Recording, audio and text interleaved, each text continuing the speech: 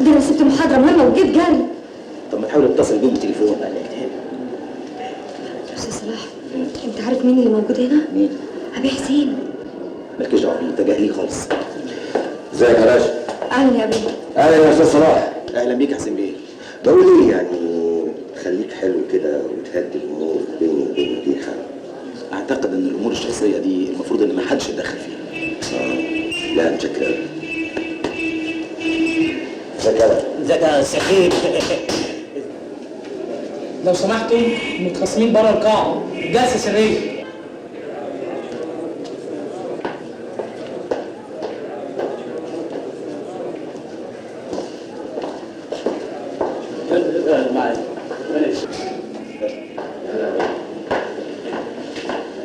التحريات يا سياده القاضي دلت انه مختفي من سنتين ومالوش اثر خالص. التحريات دي كذب يا سياده القاضي. انا عارف الموضوع ده من طاقه. السلام عليكم، انا ابقى جوز اخته. اسكت انت. التحريات لسه ما وصلتش. تؤجل القضيه لجلسه 12/5 لعدم ما يفيد باختفاء الزوج، مع مطالبه الجهات المحققه بسرعه ارسال التحريات. اللي بعده. القضيه رقم 2، السيده مديحه سليم والاستاذ حسين رشدي.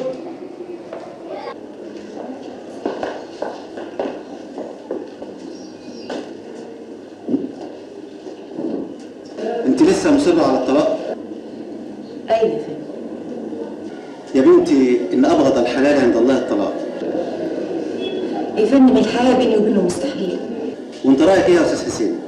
انا يا فندم مصر على عدم الطلاق. عندك مستندات تثبت استحاله الحياه الزوجيه بينكم؟ شهاده الشهود يا فندم. وانا بشكك في شهاده الشهود. احنا عايزين دليل قاطع باستحاله الحياه الزوجيه بينكم. يا فندم تؤجل لجلسه 12/5 ليقدم قرائن جديده.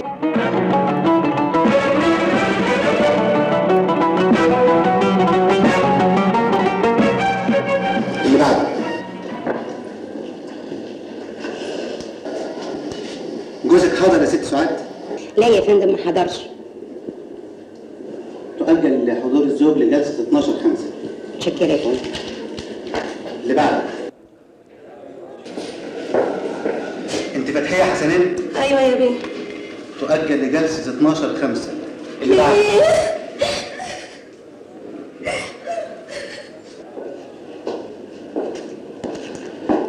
انت سهير عبد الغني؟ ايوه يا فندم. جوزك معاكي؟ لا يا فندم، ده مسافر مهاجر استراليا.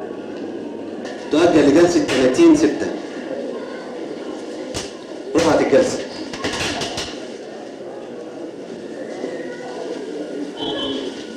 جوزين ده 3 أرواح. انا ولا حاجه. فول فاليه. بقول ايه، ما تسلفني 1000 جنيه؟ لا ما كانش يتعز يا حسين بيه. عادي، انا محتاج 1000 جنيه. ما كانش يتعز يا حسين بيه. ما انت عارف الامور، الواحد لو سلف صاحبه الناس يركبه. طيب انا هحاول اعوض الخساره. انا حسبت نص ساعه وهرجع تاني على طول. امرك يا حسين بيه. على اذنكم. ماشي يا حسين.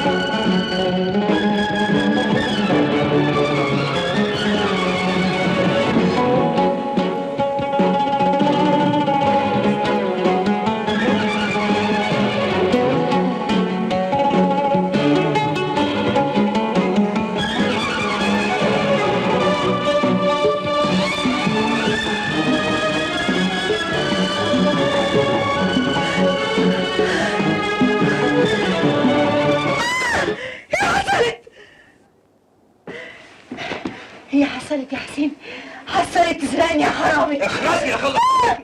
فاهماني؟ انا باخد حقي. فاهمه حقي يعني ايه؟ لا مش فاهمة. صلاح ابو المجد مهتم ليه بقضيه الطلاق؟ عايز افهم.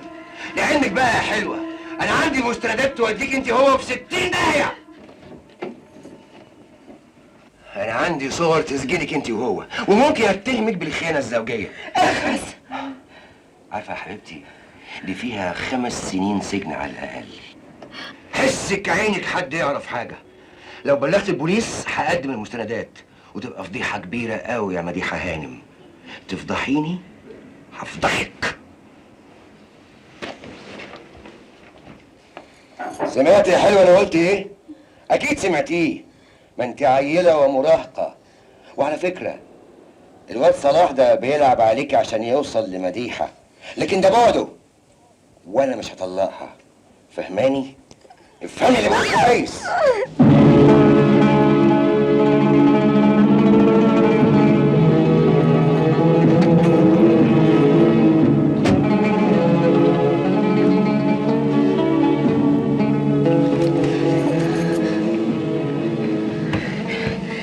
الحقيني يا رشا، سرقني، سرق سيختي كلها.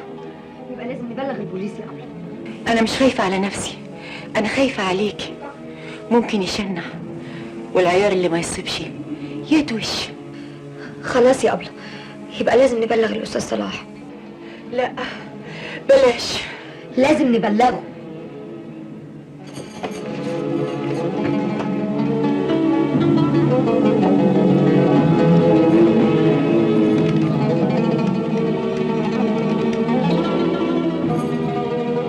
الو، ايوه صلاح.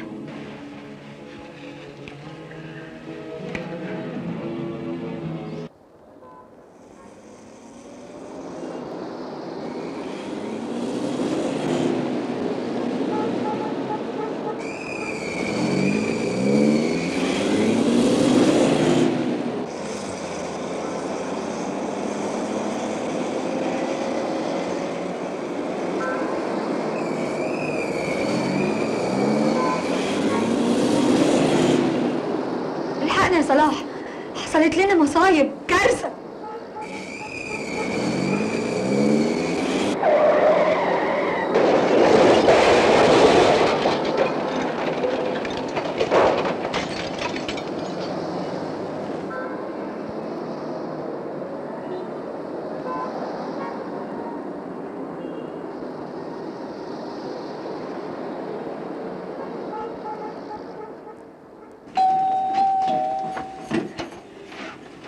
الحقني يا استاذ صلاح. في ايه يا رشا؟ حبل مديحة منهارة جدا. هي فين دلوقتي؟ في اوضتي. اتفضل. اتفضل يا استاذ صلاح. سيفي سرقني الحرامي، سرق كل مجوهراتي. يبقى لازم نبلغ البوليس. لا يا صلاح. لا ليه؟ مش سرقك؟ بلاش. بلاش ليه؟ هو حصل ايه؟ ما تقولي له يا أبلة، الأستاذ صلاح لازم يعرف كل حاجة. أنا لازم أعرف كل حاجة. تصور بيشك فيا أنا وأنت. هددني بالفضيحة.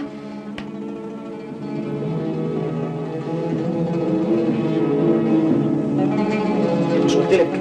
ده مقامر. المقامر ده ممكن يبيع شرف ويبيع مراته ويبيع أي حاجة عشان يجيب فلوس ويلعب بيها قمار. كان لازم نساومه. بعد إيه؟ أساومه على إيه؟ ما خد كل حاجة. برضه لازم نفكر في حل.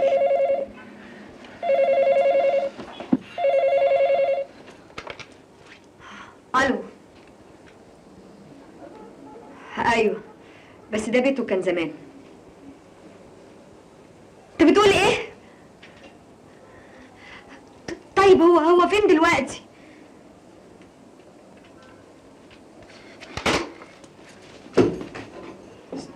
في ايه يا رشا؟ الحقوني، ابي حسين مات. ايوه مات. مات ازاي؟ مات في حادثه غريبه قوي. طب وساختي مجوهراتي اكيد لقوها معاه. احنا هنروح القسم، اكيد هنعرف هناك كل حاجه. صباح الخير يا نوال. اهلا يا سمير، صباح الخير. ايه كنت فين امبارح؟ دورت عليكي طول اليوم. كنت تعبانه يا سمير، تعبانه. اكيد من القضيه. ها وصلت لفين؟ اتأجلت. تاني هعمل ايه يا سمير؟ يظهر انها مش هتخلص ابدا. لا هتخلص يا نوال، انا عندي امل هتخلص. صلاح جوه؟ ايوه نوال، انا ايه؟ انا عازمك النهارده على الغدا. طب لما ارجع من عند صلاح نبقى نتفق. هنتفق. ازيك يا عم جابر؟ يا ست نوال، ازيك يا عم جابر؟ اهلا. كل البيانات المطلوبه موجوده عند مدام مديحه. مدام مديحه ما جاتش النهارده. لا، احتمال تاخد اجازه اسبوع. ايوه. اوكي. انت كنت فين يا استاذ بقى طول الليل امبارح؟ كنت مشغول. مشغول في ايه؟ مديحه. للدرجه دي تنسى اختك؟ انت بتحبها يا صلاح؟ تحبها ده ايه؟ ما انا عارفاك، مش ممكن تحب واحده مطلقه. احنا في ايه ولا في ايه؟ مديحه حصل لها كارثه. حصل لها ايه؟ جوزها السابق سرق مجوهراتها. وبعدين؟ عمل حادثه. وبعدين؟ مات. وايه يعني؟ خلصت منه وملف قضيتها هيتقفل. ما انت جوزك مفقود بقاله سنين والملف مش عايز يتقفل. صحيح يا صلاح. مدام يسرية، انا نازل. لو حد عايزني في حاجه يتصل بيا عند مدام مديحه. ايوه في البيت. يلا بينا.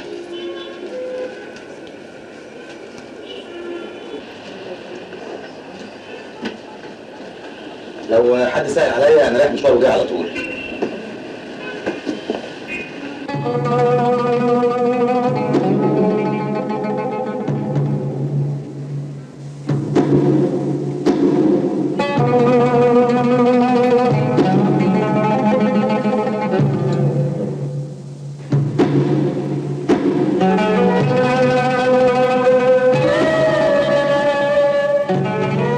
الباقي في حياتك يا مدام مديحه. مجلس إدارة الشركة وكل الموظفين بيعزوكي واحنا كلنا تحت أمرك.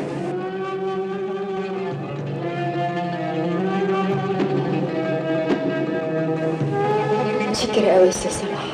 لا شكر على واجب.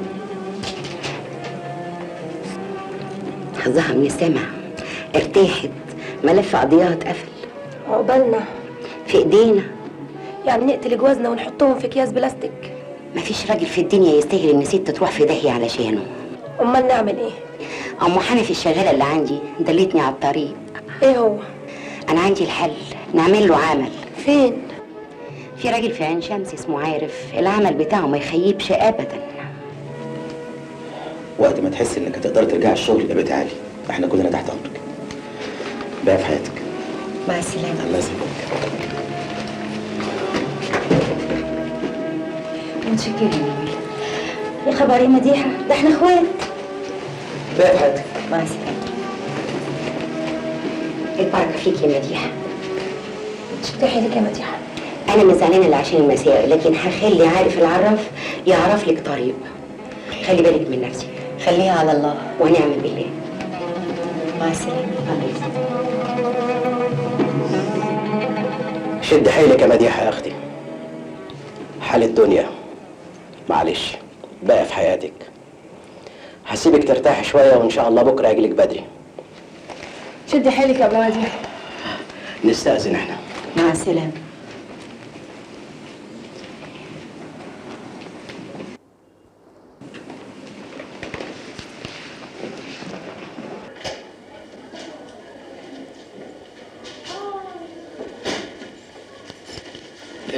دنيا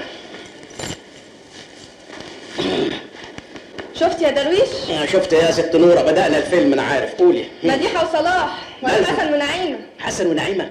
حسن ونعيمه ده انت ناس تقول لي كمان ريتش عينه، وده وقت برضه يا نوره. الست في ايه ولا في ايه يا ست نوره؟ اصلك على نياتك ما بتفهمش لغه العيون، ده كان هياكلها بعينيه. نوره نوره الراجل كان بيجاملها نوره. مش بقولك على نياتك؟ ما شفتك كانت بتبص له ازاي؟ وما تنساش انه مش متجوز وشاب زي القمر. لا حول ولا قوه الا بالله. انت جنسك ايه بالظبط؟ درويش ما فيناش نقولك احسن لك. طلقني طلقني. اللهم اخزيك يا شيطان. انا قلت حاجه يا نوره؟ طلقني.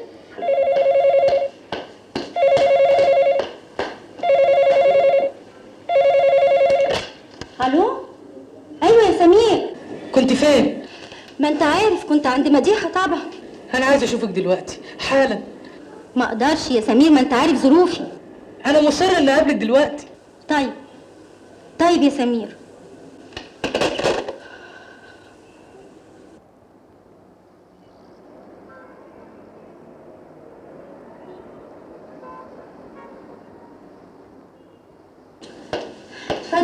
اتفضل يا سمير. سمير، انا ما حبيتش اكسفك، لكن انت عارف ظروفي كويس. الست اللي زيي لا هي متجوزه ولا هي متطلقه، بتتعرض لكلام الناس وما بتسلمش من لسانتهم. انت خايفه من الناس؟ طبعا لازم اعمل لهم حساب، وان ما كانش عشان خاطري يبقى علشان خاطر صلاح اخويا. انا مش قادر يا نوال، مش قادر. انا بحبك. عارفه يا سمير، لكن الظروف كلها ضدنا. اوعدك يا سمير اول ما اتطلق هبقى افكر في الموضوع ده بجد. هتطلقي يا رب، تطلقي. طلقها يا رب بسرعه، طلقها يا رب بسرعه. خلاص يا سمير، لما ابقى مطلقه رسمي. سمير، انت في حد كان معاك؟ لا. طنط زكيه، اهلا يا طنط. اتفضلي. اتفضلي يا طنط. الظاهر جينا في وقت مش مناسب. ابدا يا طنط، ده بيتك. اهلا يا معلم حموده. اهلا يا حلوه. الظاهر ان احنا جينا في وقت غير مناسب. احنا قلنا مرات ابننا ما بتسالش، جينا ونسال احنا. فيك الخير يا معلم. الله، امال مين ده؟ ده بيت جديد ده ولا ايه؟ وازاي يبقى فيه بيت جديد بس وانا لسه ما اتطلقتش؟ احنا ابننا لسه عايش. وليه ما ظهرش؟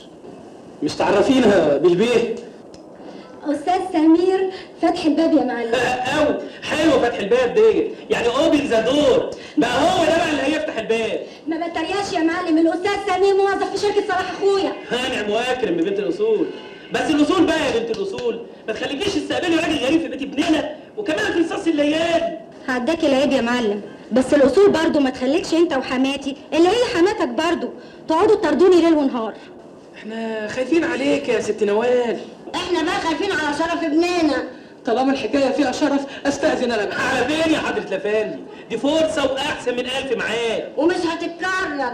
قصدكوا ايه؟ قصدنا يا بنت الاصول نروح كده بالصلاه على النبي اسم الشرطه ونثبت حاله عشان نقدمها للمحكمه. انت مش طالبه الطلاق ولا مش طالبه الطلاق؟ ارجوك يا معلم ما تفضحنيش، انا برضو لسه مرات ابنكم. يعني ايه؟ اوعدك يا معلم انه مش هيحصل تاني. ليك يا حاج، بس انا ليا شرط. قول يا معلم. تكتبي لي ورقه صغنونه كده تقري وتعترفي بيها بكل اللي حاصل. والورقه دي هتعمل بيها ايه؟ ابدا، هستعملها عند اللزوم. هي فيها عند اللزوم؟ طب استاذن انا. يا كروديا. نعم. على فين؟ هو دخول الحمام زي خروجه؟ ارجوك يا معلم. الله، ما قلنا هنستعملها ايه؟ وقت اللزوم. تعجبيني يا حماتي. تعرفوا ان احنا مقصرين جدا في حق مديحه وما عندناش وفاء بالمره. من يوم ما رحنا عزينها محدش فينا فكر يروح يزورها. احنا فعلا مقصرين في حقها جدا جدا. انا حاسه بقعده نميمه النهارده. ازيكم عاملين ايه؟ انت دايما كده افكارك سخيفه. احنا بنتكلم عن مديحه واننا مقصرين في حقها من يوم الوفاه ما رحنا زرناها ولا مره. مديحه اللي اتطلقت طلقه اولى وطلقه تانيه وجوزها التالت مات، يا عيني عليها. اللي بيتهم الازاز يا حبيبتي ما يحدفش الناس بالطوب. ليه يا اختي؟ انا اتطلقت مره واحده بس ورافعه قضيه على التاني. ايه رايكم يا جماعه نروح لمديحه النهارده؟ لا النهارده ما عندناش وقت، احنا عندنا ميعاد مهم جدا انا وفتحيه. فين؟ عند الاستاذ عارف العراف في عين شمس. انا سامعه عن الراجل دون انه سره باتع جدا. انا لازم اروح له عشان يشوف لي حل في التاني. باي باي بقى. مع السلامه. شايفه عامله في روحها ايه؟ هو انت مش عارفاها ولا ايه؟ طول عمرها عامله في نفسها كده وكمان بيجيب في سيره الناس. يا سلام، شوقتني قوي قوي ان انا اشوف اختك مديحه درويش بيه. يا عبغاني، يا عبغاني بيه، بقول لك دي ست يا عيسى. اي نعم هي جميله، واي نعم ان هي على اخلاق، واي نعم ان هي ايدك دي ايدك دي، لكن يا عبغاني دي ست يا عيسى. دي جوزها الاخراني مات في حادثه، حياتها كلها ظلام. يا سيدي يا سيدي، انت اللي مش واخد بالك من الحياه. تصدق بالله يا بيه، لا اله الا الله. انا اموت في الصنف ده، احب المغامره. مغامره؟ هيقول لي مغامره؟ يا عبغاني يا عبغاني، دي واحده حظها سيء. انت متهيألك يا درويش، في ستات بتشوف سعادتها في التغيير يا درويش. من طلاق لجواز، من فرح لجنازة، من حياة لموت، من حنية لضرب حياتهم كده يا درويش. اسألنا أنا. أما أنت يا عبد الغني بيه راجل يعني بقى يا راجل تسافر بره أمريكا وأوروبا وشبرا وترجع بالهيافة اللي أنت فيها دي. درويش إيه؟ احترم نفسك. أنا محترم يا عبد الغني. ما تقولش عليا هيافة. أنا هيافة؟ قول لطافة، صرافة، أيوه سخافة. ده أنا عبد الغني. عبد الغني؟ أنت مش عبد الغني، أنت عبد الغني. أهو كده اقدر. أيوه. مين؟ عبد الغني بيه. اوه لا لا مدام سهير، كنت فين الغيبة دي كلها؟ كنت فين؟ في بلاد الله الواسعة. اسكتي اسكتي. أنا يوم في أوروبا ويوم رحت أمريكا ورحت بوركينا فاسو وسافرت كندا وشبرا ما خليتش دولة أوروبية ما رحتهاش. بلاد الله واسعة. شوقتني لبلاد بره. يا سلام، وأنا مشتاق ولي لوعة. وأنا كمان. وأنا كمان وأنا كمان. وأنا كمان أستأذنك كلمة على استنفرات كده. وأنا كمان ما شوية صغيرة يا عبد الغني. جاي لك جاي يا عبد الغني بيه. تسمحي لي؟ يا على أيام زمان. فاكرة لما كنا بناكل الفراخ محشية بط. عبد الغني، عبد الغني يا بتاع اللوعة، ايه رأيك يا حبيبتي يا سهير لو رحنا قعدنا في مكان هادي ندردش سوا؟ وصاحبك سيبك من قصدي انا هتصرف معاه. تعالي بس الكيس تعالي. اهلا اهلا اهلا اهلا اهلا وسهلا. اهلا وسهلا. بقول ايه يا درويش؟ ايوه معلش انا افتكرت ان انا سايب حنفيه في البيت بتنقط وعايز اركب لها جلده. ولا يهمك، الست تشرب معانا فنجان قهوه وبعدين تروح البيت. جرسون؟ لا لا لا لا لا. ايه جرسون ايه؟ ما انت هتدفع الحساب برضه بعد ما امشي. بقول لك ايه، نتعرف بس بالهادي يا سيدي. اهلا وسهلا بيك. نتعرف بالست القمر. انت راجل متجوز ومحافظ. طب ما انا محافظ برضه يا عبد الغني. هو انت يعني محافظ وانا مش محافظ يا عبد الغني؟ انت راجل محترم يا اخي، عيب، واحنا في مكان محترم. ايه يا درويش؟ وبعدين هقول لك على حاجه بقى. ايه؟ اجيبها لك على بلاطه كده. على بلاطه. بصراحه الست بتسال على محطه الاتوبيس. نعم، محطه الاتوبيس؟ محطه الاتوبيس في النادي يا عبد الغني؟ ايوه يا اخي، واحده تايهه يا اخي، مفيش مروءه. تايهه؟ هوصلها لغايه محطه الاتوبيس واجيلك. معلش لو كان تايهه يا عبد الغني معلش. ما تقلقش. لا ما يجراش حاجه. استاذنك يا درويش. مع السلامه يا عبد الغني. ابقى ادفع الحساب يا درويش كمان. واشوفك ان شاء الله بعد طيب يا عبد الغني. انا عارف بيحبوه على ايه. جاتنا نيله في حظنا الهباب. حظك هباب يا درويش؟ لا لا لا ابدا يا ست نوره، ده انا بقول حظي من السما. طلعني يا درويش، طلعني.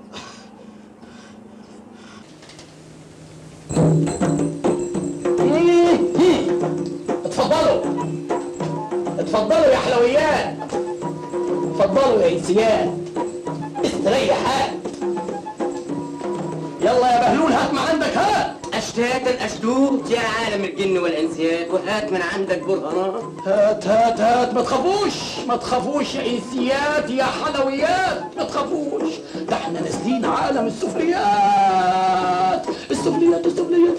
اسمك ايه؟ اسمي سعاد سعد الله صبري. سعاد سعد الله صبري. واسم امك ايه؟ فهيمة. يا سعاد يا بنت فهيمة، ركزي وكل مشاكلك هتتحل وهتبقي انسان عليها قيمه. صحلول. ايوه صحلول، انا مش عايزك تصحى، انا عايزك تنام. تنام. نام يا صحلول، نام يا صحلول، نام نام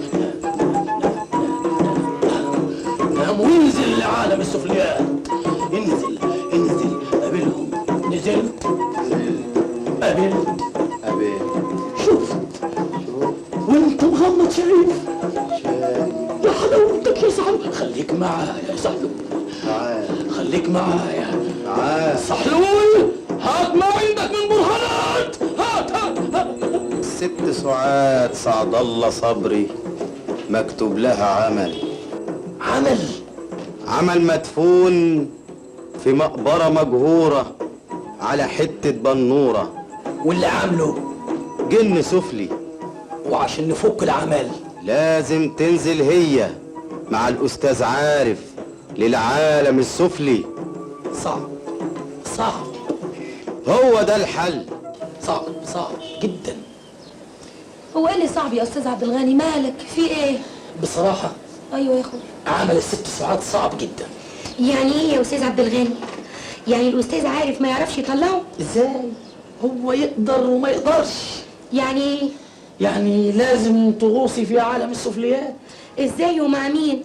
مع مين؟ مع عارف عرفان اللي عارف كل حاجة. اخاف. تخاف ازاي؟ يا مدام سعاد اوعي تقولي اخاف ابدا. انت في امان طول ما انت مع عارف عرفان عارف كل حاجة. صحلول. نعم. اهو يبقى لسه تحت.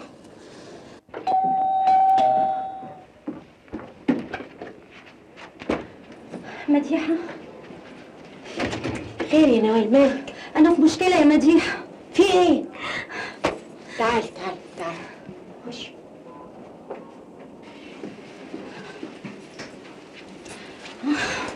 خير يا نوال في ايه؟ امبارح حصلت كارثة يا مديحة. كارثة يا ساتر يا رب، في ايه؟ بالليل بعد ما سيبناكي روحت البيت، سمير اتصل بيا وقال لي انه عايز يشوفني واصر انه يقابلني. وافقت. وازاي توافقي تقابلي واحد غريب في نص الليل؟ اللي حصل وسمير اترازل عليكي؟ لا، بعد ما سمير دخل الشقة فوجئت بجرس الباب بيرن. بفتح الباب فوجئت بحماتي وجوز بنتها المعلم حمودة. حطوني في موقف مش ظريف ومدوني على ورقة مكتوب فيها انهم شافوا راجل غريب في بيتي وفي نص الليل. وليه توافقي على تهديده وتكتبي لهم ورقة كمان؟ اللي حصل يا مديحة. نوال يا حبيبتي، انت مش عارفة ان موقفك محرج؟ عارفة. طب عملتي كده ليه؟ اللي حصل يا مديحة. طب خلينا نفكر بعقل. قلتي لصلاح؟ لا. طب ما تقوليش لصلاح واحنا نفكر مع بعض. فكري معايا يا مديحة. هفكر. هستأذن انا بقى يا مديحة.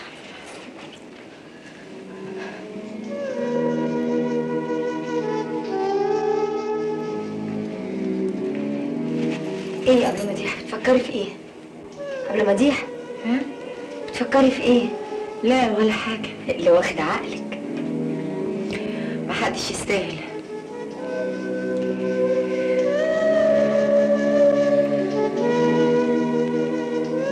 انت متاكد يا واد انها مش فوق؟ متاكد يا معلم. امال راحت فين بس؟ اكيد يا معلم مش عارفه انك هتزورها. يا واد لازم تعرف ان انا هزورها وزورها كتير كمان. حقك يا معلم. دي شرفنا يا عبيد، ده عرضنا يالا. عرضنا. وعلى راي يوسف بيه وهبي، شرف البنت زي عود الكبريتو.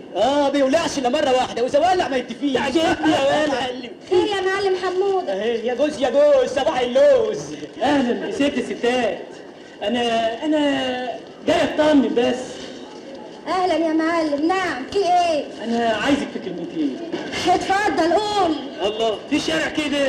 امال فين يا معلم؟ ما انت عارف ان انا ست متجوزه على ذمه راجل. ما انا جاي لك عشان خاطر الموضوع ده بالذات. انا جاي لك عشان خاطر تتطلقي. يا معلم الموضوع ده ما ينفعش يتاجل نهار. الله، هو لازم ناجله؟ خير البر عجاله. يعني ايه يا معلم؟ الله، ما قلنا مش في الشارع. اتفضل يا معلم.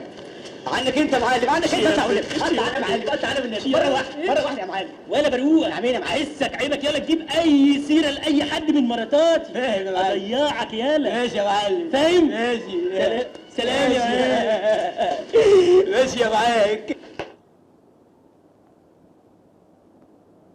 قلت لي بقى هتخلصني ازاي يا معلم؟ بس لما نقعد والكلام يحلاو. كلام ايه يا اخويا؟ بقول لك ايه، ما تقومي تجيبي لنا حتتين تلج وكوبايتين. عشان ايه بقى؟ عشان بقول لك ايه، ما انا قلت لك هخلصك، بس الاول مزاجي يبقى عالي العال واروق عشان اعرف اتكلم. كلام ايه يا اخويا؟ اتكلم. اطلع بره بره. طيب انا هرجع تاني يا نوال. هرجع تاني. بقول ايه يا دروش بيه؟ مالك يا عبغاني، مالك في ايه؟ مش هتقوم تتكلم في التليفون؟ تليفون ايه يا عبغاني بيه؟ تليفون ايه؟ انت نسيت؟ اي والله نسيت. معاك حسن بيه. حسن بيه ابو سنان قريبك حالا دلوقتي. يا ريت. مدام نورة، ممكن تيجي تقعدي شويه جنبي كده اكلمك في موضوع؟ ليه؟ يعني نصيحة لك.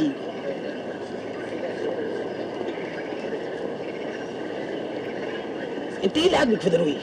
يعني ايه؟ ايه يعني ايه؟ انا عارف كل حاجة، المشاكل شغالة على ودني. ما تطلقي منه. ازاي؟ بس قلت لي ازاي؟ سمعت مشوار صغير هتيجي معايا فيه، نروح لعرفان عارف العراف اللي عارف كل حاجة، سره باتع، يعمل له عمل يخلصك منه. عايزة تعرفي العمل طبعا. صراحة اقول لك في ودنك بقى. فكرة.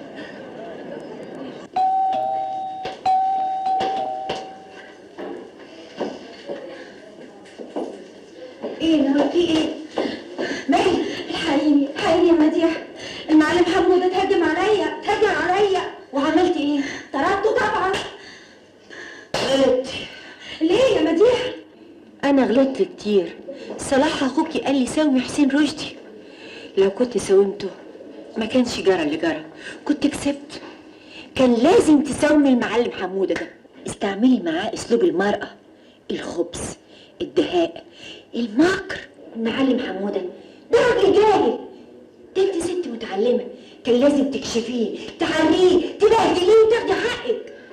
اتأخرت قوي يا واد، احنا واقفين بقالنا يجي ساعة وهي لسه ما جاتش. زمانها جاية يا معلم، زمانها جاية كماشي انت جاي؟ جاية يا معلم، جاية ايه؟ اهلا بست ستات، السكر النبات، احلى تفاح لبناني، هدية الحلو للحلوين. ومين قال لك ان انا بحب التفاح اللبناني يا معلم؟ الله، كبسة سريعة على كيفك يا جميل. بتسوق عليك التور يا معلم، بتسوق عليك التور. تقول ايه؟ كل شيء وله اخر يا برقوقة. ولا برقوقة. نعمين يا معلم. حسك عينك يالا تجيب سيرة لأي واحدة من مراتاتي. عيب يا معلم، يا موز يا موز، ده انا صبيك اللوز. تعجبني يا واد، وخاصة الولية المفترية اللي اسمها ام حسن دي ست شرانية. احنا مش قدها. تكسر عن انيابها. تعجبني انيابها دي. بقول لك ايه؟ نعمين يا معلم. ورايا بقى، انا استناك هنا اهو وانت تطلع لها الحاجة دي وتنزلي على طول. حاضر يا معلم. خليك لذيذ وظريف. انا هكون لذيذ. ورايا يا ابن كنية. ازوج ومحافلط. رشا يلا بقى. حاضر انا جاية حالا يا اب. انا جاهزة. ايه اللي انت لابساه ده؟ زي ما انت شايف، تغيير. ملون يا رشا. انت عايزه الناس تقول علينا ايه؟ اولا ده ما يستاهلش علشان البس اسود عليه. ثانيا انت ذات نفسك مش حزينة عليه، انت حزينة بس على المجوهرات اللي اتسرقت منك. عيب يا رشا، مهما كان ده كان جوزي. وكان ده فعل ماضي يا أبلة. لا، انا ليا كلام كبير قوي معاكي لما نرجع. اتفضلي اتفضلي.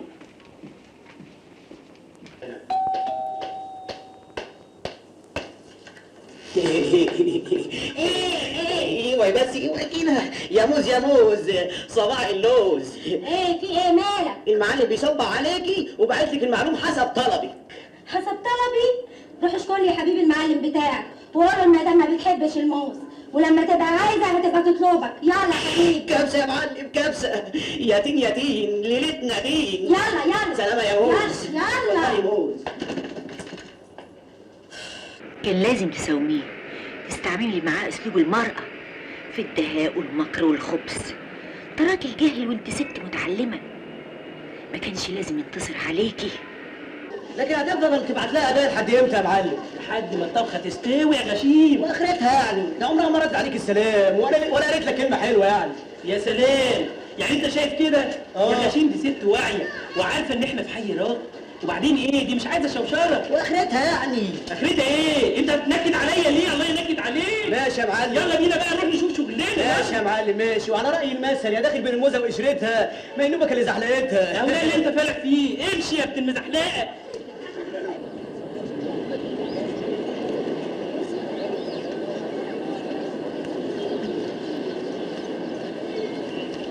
ايه بقى؟ ما كنتش عايز تركبي معايا ليه؟ اصل بصراحة قبل مديحة كانت المفروض تستناني واتأخرت. ما انا لما لقيت عندها شغل قلت اجي انا عشان اوصلك. ليه؟ كنت يعني عايز اتكلم معاك شويه. في ايه يعني؟ بقول ايه، ما تيجي نقعد في حته تانيه؟ ليه؟ ما المكان ده كويس. اصل انا بصراحه هنا مش عارف اتكلم. شو يعني لما تروح المكان التاني هتعرف تتكلم؟ اه اتفضلي. عجايب.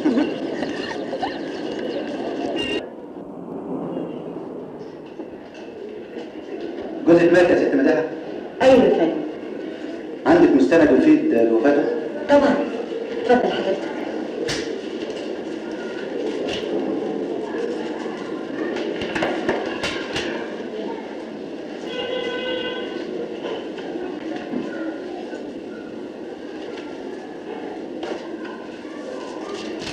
تشطب القضية. متشكرة متشكرة قوي. اللي بعده.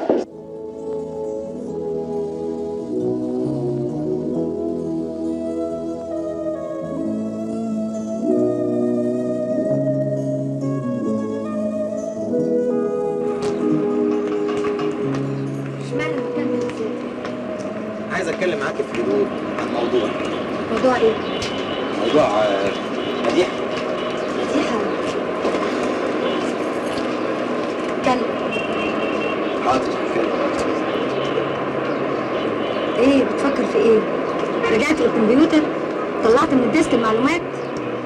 رشا انت فهماني غلط. ليه بقى؟ رشا مديحه زميله عزيزه وانسانه عظيمه، ناجحه في حياتها العمليه لكن فاشله في حياتها الخاصه. مش عارف ده عيب فيها ولا في الرجاله اللي اختارتهم. وانت رايك ايه؟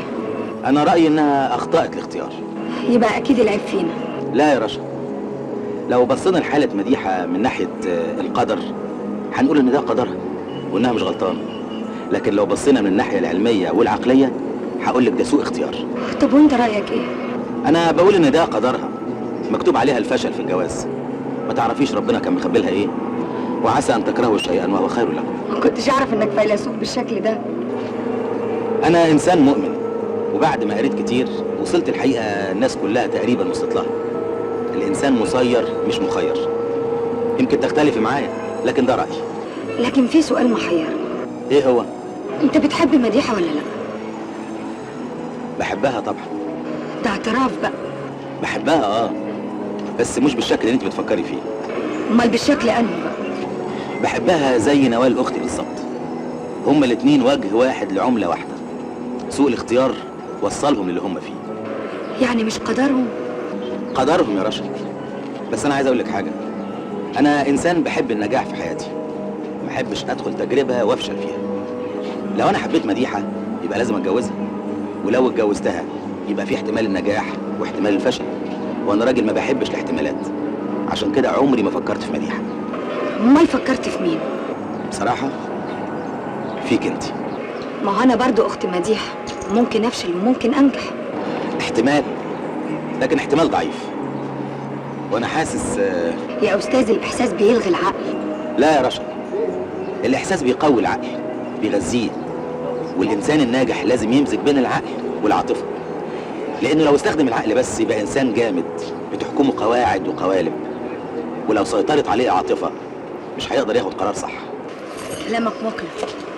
حبي ليكي هيكون اكتر اقناع. بس انا خايفة قوي يا صلاح. خايفه من ايه؟ خايفة على قبل مديحة. ما تخافيش. واقول لك كلمه اخيره، انا عشان اتجوز مش هتجوز واحده مطلقه ولا لها تجارب، لازم اتجوز واحده خام اشكلها انا على مزاجي.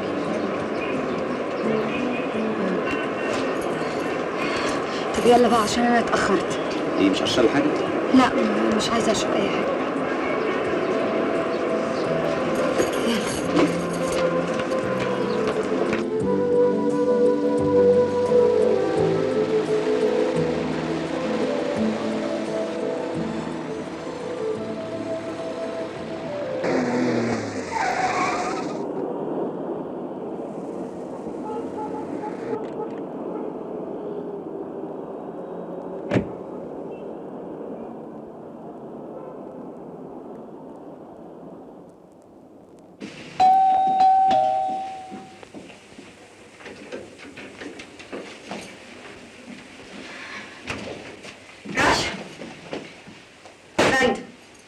كنت فين؟ انا رحت لك الجامعه ما لقيتكيش. خرجت مع الاستاذ صلاح. انت ازاي تخرجي مع واحد ما نعرفوش؟ ازاي بقى ما نعرفوش؟ الاستاذ صلاح صديق العيله. صلاح ابو المجد ده مجرد صاحب عمل وانا بشتغل عنده، بس دي غلطتي انا اللي اديتك حريه زياده عن اللزوم. انا ما غلطتش. لا غلطت، وانا مصره اني ما عملتش اي حاجه غلط. انتي بتردي عليا يا بنت؟ انا بدافع عن نفسي. بتدافع عن ايه؟ عن نفسي. ايوه بدافع عن نفسي. انت مش زعلانه علشان خرجت ولا اتاخرت بره، انت زعلانه بس علشان خرجت مع صلاح ابو المجد لانك بتغيري عليه. حصلت برضه تضربيني علشانه؟ متشكره قوي.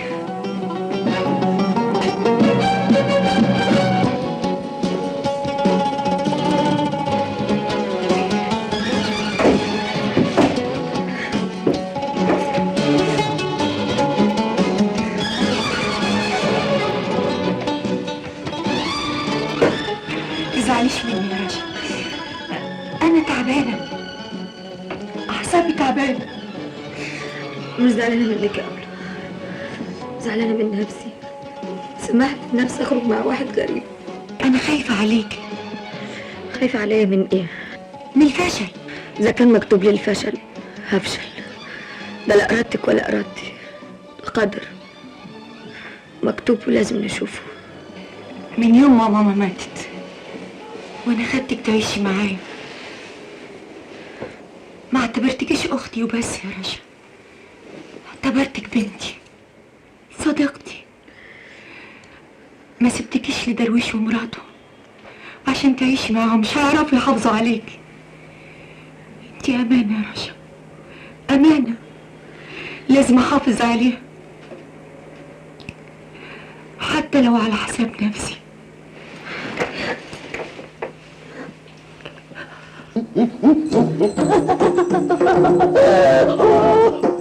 ايه ده؟ ايه اللي انت عامله في نفسك ده يا عبد الغني بيه؟ وايه اللبس اللي انت لابسه ده؟ ارجوكي ما تساليش. حاضر. طب بقى احنا هنا فين؟ ارجوكي قلت لك ما تساليش. لا انا لابس ايه ولا احنا فين؟ سامحوها، اوعى تزعل منها يا عارف يا كبير، مش كده ولا ايه؟ هي يا اخويا مش كده؟ كل اللي بتقوله صح. أطامش هوامش مراتش كواعب لا ما وراكش متاعب. أطامش ست سعاد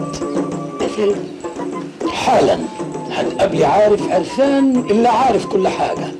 خدت لك أمر منه وهننزل تحت أنا وأنتي للعالم السفلي. بس احنا هنا في العالم العربي. هو ده اللغز.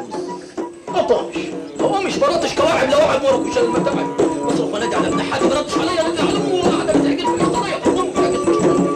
ليلى يا عارف ليلى بستأذنكم يا ستاتي الفاضلات، هجيب لكم الاذن من عارف عرفان اللي عارف كل حاجه. اذنك معاك يا اخويا وربنا معاك.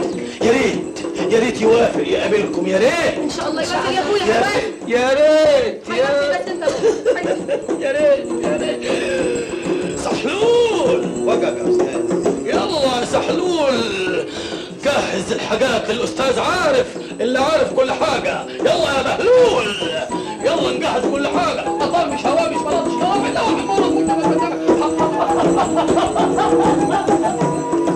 انا خايفه يا ست فتحيه من الجو اللي احنا فيه ده. خايفه من ايه؟ ما انتيش سامعاه بيقول ايه؟ انا خايفه ليكون الراجل ده دراكولا مصاص الدماء ويمص دمنا. لا ما تخافيش، ما انتي سامعاه بيقول ايه، ما تخافيش.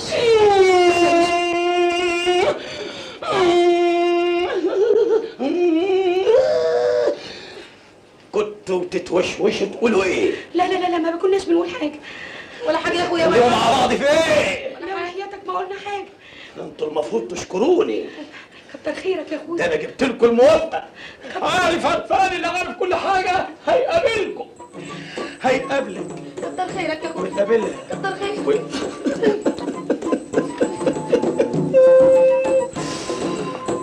بهلول تحت امرك يا استاذ. كل حاجه جاهزه؟ جاهزه يا استاذ. بسرعه شيل البخور. حاضر يا استاذ. عايز كل الطريق بخور. الاستاذ عارف منتظر. اتفضلوا يا سيدات اتفضلوا عشان تخشوا الطريق. اتفضلوا.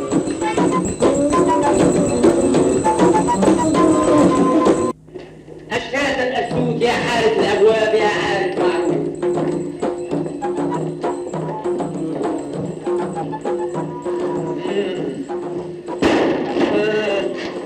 فتحية أنا خايفة. لا خايفه من عالم العلويات؟ امال لو دخلت عالم السفليات تعمل ايه يا مرزوعات؟ هو أنا لسه هنزل عالم السفليات؟ اكيد لازم تقابلي ملك الجن، ملك الجن وتشوفي عجب العجاب. دستور يا أهل المكان. ما تخافيش.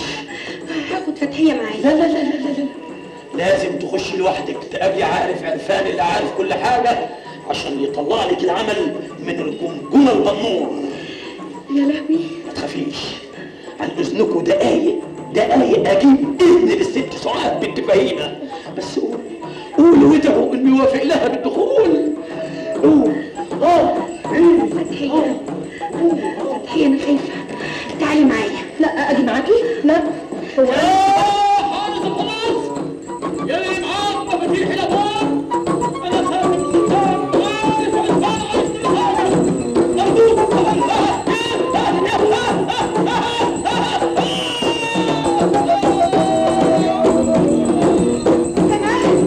سمعني بيقول ايه وبيعمل ايه؟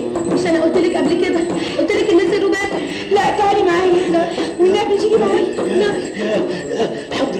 الحمد لله حظك في رجليكي والابواب كلها اتفتحت لك والعمل هيتفك وهتعيشي احلى حياه. اتفضلي يا ستات، اتفضلي يا سعاد يا بنت فهيمه، اتفضلي هتقابلي عارف عرفان اللي عارف كل حاجه. اتفضلي يلا يا ستي، اتفضلي يا ستي، اتفضلي يلا يا حبيبتي، يلا هتخش حضرتك الأول. لا ورجلك اليمين انا جاي بالاذن بيكي. سعاد بنت فهيمه والاذن معايا والتصريح. خش انت استنيني بقى هناك. يلا يا طارق. ايوه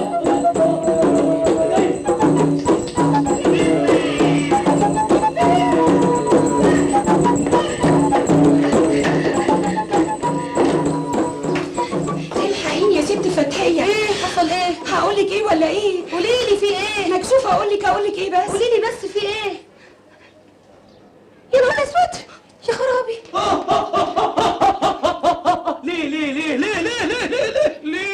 ليه يا انسان؟ ليه يا ستات معقدات؟ ليه ستات معقدات جايين تفكوا العقد وانتوا مش فاهمين حاجات تزعلوا عارف عرفان اللي عارف كل حاجه. سامحوهم يا شمهور، سامحهم يا عارف، سامحوهم. انسيه جهله مش فاهمه اي حاجه، مش عارفه مصلحتها. تعالي. الله يعني غيرتي ولونت اهو. امال كنت بتعيب عليا ليه؟ ايه كنت فاكراني هلبس اسود على طول؟ ما كفايه لبست عليه اسبوع اسود. ياه الايام بتجري كده بسرعه. رشا انت مش رايحه الجامعه النهارده ولا ايه؟ لا انا هقعد اذاكر في البيت. طب اسمعي، لو عوزتي اي حاجه انا هكون في المكتب. ماشي؟ ماشي.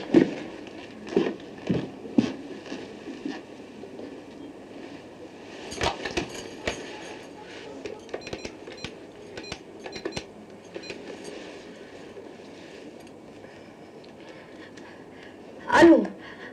ايوه صلاح، انا غيرت رايي، مش هقدر اقابلك عند الجامعه. ليه يا رشا؟ ما انا قلت لك مفيش اي حاجه بيني وبينها. طيب هكلمك بعدين. مع السلامه. هايل يا مدام مديحه. ايه هو اللي هايل؟ الفستان. اهو كده. الاسود اصله ما كانش لايق عليكي بصراحه. يعني ما كانش لازم بقى تحزني اكتر من كده. ما انت عارف ان انا كنت طالبه الطلاق منه، ما بحبوش. احزن عليه ليه؟ تحزني عليه عشان العشره مع واحد بيفهم. انا كنت جايه بس اصبح عليك وارجع مكتبي تاني. اتفضلي.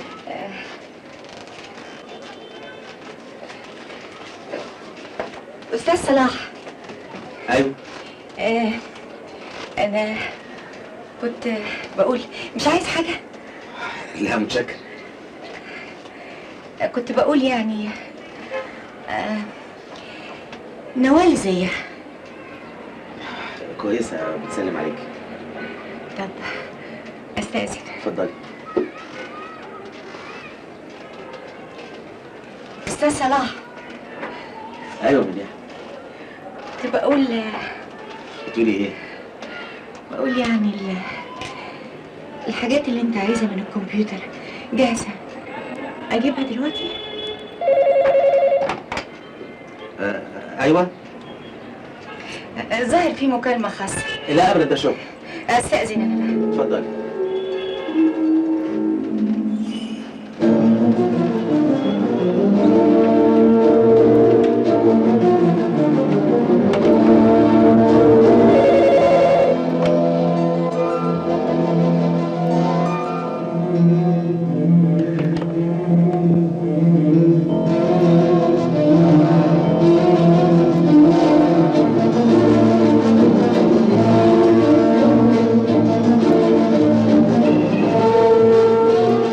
ايوه.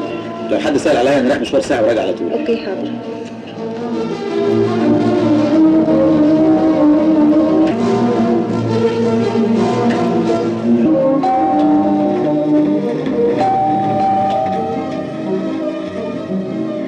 استاذ صلاح، ابو مديح ما هياش هنا. ممكن ادخل؟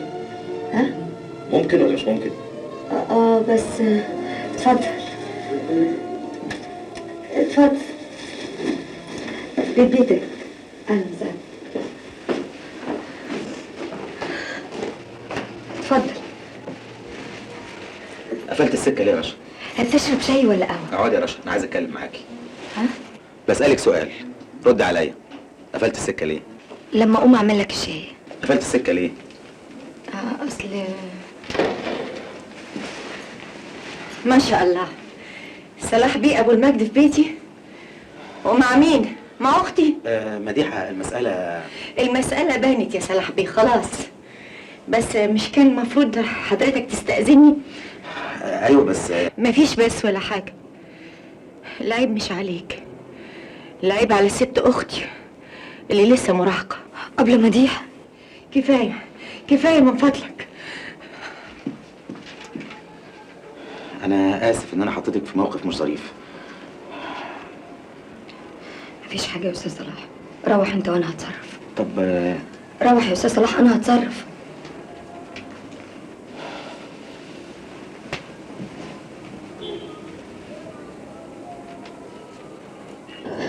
بس اشمعنى المكان ده اللي اخترته بالذات يا سمير؟ عشان بعيد عن الناس. وانت بقى خايف من الناس؟ خايف من الناس عشان الانسان اللي بحبه. سمير، انت عارف ظروفي كويس. انا ست لا انا متجوزه ولا انا متطلقه، وجوزي غايب بقاله سنتين، ومحدش عارف اذا كان هو حي ولا ميت. حتى المحكمه يا سمير مش راضيه تعترف بغيابه. هستناكي طول العمر. ده كتير قوي يا سمير، انت لسه شاب وانا مهما كان هبقى مطلقه. ايه مطلقه دي؟ يعني ايه مطلقه؟ انا كل اللي يهمني انت يا نوال، انت. سمير، انا بحبك يا نوال، بحبك. سمير بحبك. المعلم حموده. هو انت برضو تاني يا كروتا؟ ارفع ايدك يا موز يا موز. احنا مش قلنا نعقل يا بنت الناس؟ تحبي نكتب ورقه تانية ولا خلينا في الورقه الاولانيه؟ يا معلم حموده انت فاهم غلط. انا فاهم كل حاجه. مش هو ده الاستاذ سمير بتاع الاوبن ذا دور؟ يس. يا معلم حموده، استاذ سمير موظف في شركه صلاح اخويا، كنا بنتكلم في البيزنس. او شفت البسبس دي قاعده برقوقه؟ بسبس ناوي يا معلم. البسبس قال طب ما تدخلونا معاكم في البسبس. طب استاذن انا. على فين يا كروديا؟ مش استنى لما اكمل البسبس؟ لا استاذن. باي باي باي. باي باي يا كروديا. باي باي. ستات تحبي بقى نقعد ولا وصالي؟ استعملي معاه سلاح الستات، المكر والدهاء والخبث. المعلم حمودة ده راجل جاهل وانت ست متعلمة، ما تخليهوش ينتصر عليكي. بتفكري في ايه يا حلو؟ فيك انت؟ في انا؟ طبعا. ايه اللي انا فيه ده؟ ايه السعادة اللي انا فيها ديت؟ انا صاحي ولا نايم يا جدعان؟ اتفتحت لك تعطي القدر يا حمودة وانا بروقة. عارف التفاح يا واد، وفرقها على كل الناس الغلابة. حاضر يا معلمي، ماشية معاك ماشية معاك ماشية معاك. الله يا ابن جنية. معلم حموده يا عيون المعلم حمودة. ممكن توصلني؟ يا خرابي اوصلك؟ ده انا اوصلك واوصلك واوصلك، ده انا اعمل لك جحش والله حصان حتى وتركبي على كتافي واوصلك لحد البيت. اسمنت وحديد ايه يا درويش؟ انت ناوي تعمل لي معلم على اخر الزمن؟ معلم ايه يا نوره؟ يا نوره دي شركه حلوه وكبيره وهتكسبنا، تجاره هتدخل علينا فلوس يعني زي ما انت عايزه، ودي كل شغلها بقى في المباني، في العماره، وخدي عندك بقى. هي كلمة واحدة، اللي مالكش فيه ما تشتغلش فيه، ولا عايز تسجني على آخر الزمن. السجن؟ أعوذ بالله، كل كلامك كده يبش. درويش طلقني طلقني. سكتنا يا ست خلاص، ولا كلمة، هش. لكن الناس اللي مستنيني هطلع قدامهم ايه؟ عيل صغير؟ قلنا لا يعني لا. ياما خلاص، لا لا. انا مروحه بقى. لا لا لا لا لا، مروحه ايه؟ بلاش كده يا سعيد، خليكي معايا النهارده بقى. لما انت بتحبني قوي كده بتتهرب ليه من الجواز؟ انا اتهرب من الجواز؟ انا اتمنى اتجوزك، بس انت عارفه الجواز مسؤوليه وعيال وشغلانه. ومين قال لك ان انا عايزه عيال؟ كده خلاص يا حبيبتي، ما دام قلت كده ابتدي انا بقى ايه؟ افكر. تفكر وانا كمان هفكر. باي باي يا عبد، باي باي. باي باي انت كمان. باي مية باي. ابغاني بيه يا اخويا. في ايه؟ في ايه؟ مالك يا درويش؟ في ايه؟ مالك انت يا عبغاني؟ بتشد ايدي قوي كده ليه يا عبغاني؟ مالك داخل هيمان قوي كده؟ العسل ده مش هو كان بتاع النادي برضه يا عبغاني؟ هو عينه يا ابني. لكن دي كانت عندك من الصبح بدري بتعمل ايه يا سي عبغاني؟ كانت عاوزه استشاره. استشاره في ايه يا عبغاني؟ الحقيقه يا درويش انا ما فهمتش، بس هي استشاره كويسه. يا سلام. طب كلمني بالالغاز ليه كده يا عبغاني؟ اعمل لك ايه يا درويش؟ اذا كنت انت خلاص ميح وما بتفهمش، يعني لازم تكون جايه بدري. ايه؟ انت قصدك ايوه قصدي يا ابن ايه ده؟ انت اللي تاريك بلوه مسيحها. والله انت اللي خيبه منيحها. سيبك من ده كله يا درويش، خلينا في المهم بقى. ايه هو بقى؟ خدت قرارك بقى في الشغل وفي الشركه؟ ايوه. امال ايه القرار بقى؟ 100. انا قلت للمدام والمدام ما وافقتش. مدام مين؟ هو انت ليك شريكه؟ طبعا، امال اسمها شركه ازاي؟ قابلني بشريكتك وانا كفيل انها توافق. لا لا لا، اعمل معروف، كل اللي الشركه دي يابا ما عندهاش تفاهم. البركه فيك، تصرف انت بقى. ما اقدرش اتصرف في اي حاجه الا لما اخد موافقتها. يا اخي حل الشركه اللي بينك وبينها دي. اعوذ بالله يا راجل، فين الله ولا فالك؟ يبقى حصتها اكبر من حصتك. يعني شويه، بس اكيد هتحاول طبعا. والله هحاول 100 يا عبغاني بيه، لازم. حلو. انا عايزك بقى تحاول في حته تانية يا درويش. يعني ايه حته تانية يا عبغاني بيه؟ بصراحه بقى انا عايز اعمل معاك بيزنس كبير قوي. برضه انا والله لغايه دلوقتي مش فاهم حاجه خالص. يا درويش افهم، نعمل شركه كبيره سوا. ايوه، شركه ايه يعني يا عبغاني بيه؟ فهمني. اتجوز اخت. اخت مين؟ الست مديح. هي دي الشركه الكبيره قوي يا درويش.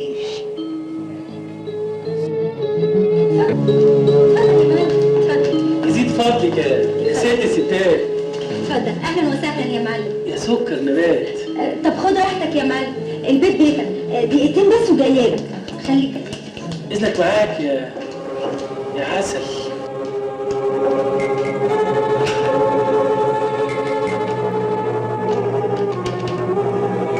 مديحة، أنا نوال يا مديحة. المعلم حمودة عندي في الشقة، أعمل معاه إيه؟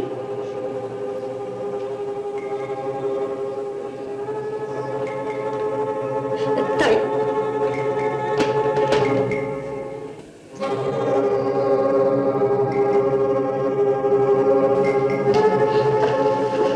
أهلا يا جميل. أنت شرفت يا معلم. أهلا. يشرف إدارك يا عسل. أهلا يا معلم. أنا مش مصدق نفسي يا جدعان. ليه يا معلم؟ أصل بصراحة اللي يشوفك امبارح وأنت مكشرة في وشي ما يشوفكيش دلوقتي وأنت آخر روقان. ما تنساش يا معلم إنك في بيتي ولازم أرحب بيك. أصل بصراحة أنا كنت طالع السلم ورجل ورا ورجل قدام. ليه يا معلم بس؟ ما تنساش إن إحنا أهل، وما تنساش برضو إن أنا مرات أخو مراتك. ما تفكرنيش قطيعة تقطعه وتقطع أمه وتقطع أخته. بقى حد يبقى معاه الغزال ده العسل ده ويسيبه يطفش؟ الله يسامحه. ما انت برضه ما عرفتيش تختاري.